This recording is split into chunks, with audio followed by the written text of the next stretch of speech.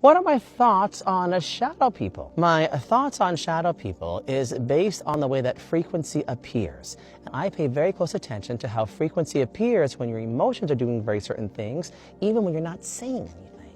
So let's talk about this for just a moment.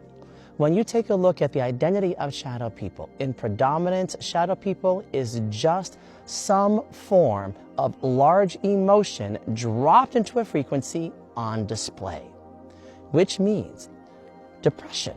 Depression is an amalgam of low vibration energy that we can talk about maybe one-on-one. But when depression builds and builds and builds and is unprocessed, it starts to create form. Visually, in frequency, it creates form. It starts to settle on the shoulders, it eventually moves to the very back, and then it thins itself out like a shadow. As if you are standing in the sun, you got this long shadow behind you.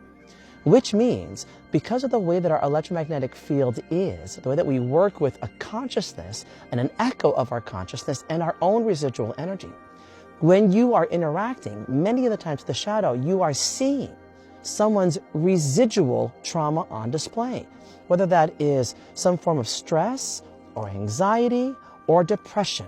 Now, that doesn't mean that that person is dead, because many of the times you'll pick up on it from the living without realizing it. Sometimes it's your own residual depression that hasn't been completely cleared out of your electromagnetic zone.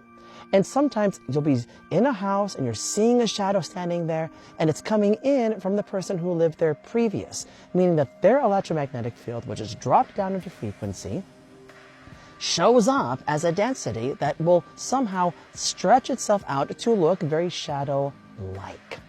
And this is why individuals will say, well, it looks scary. Well, yeah, because it's kind of dark in nature.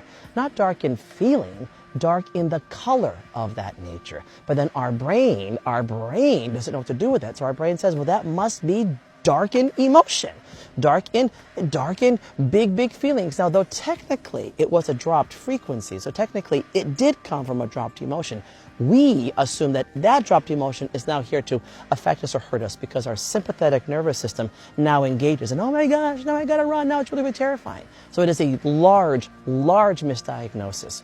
Wow, if this is sparking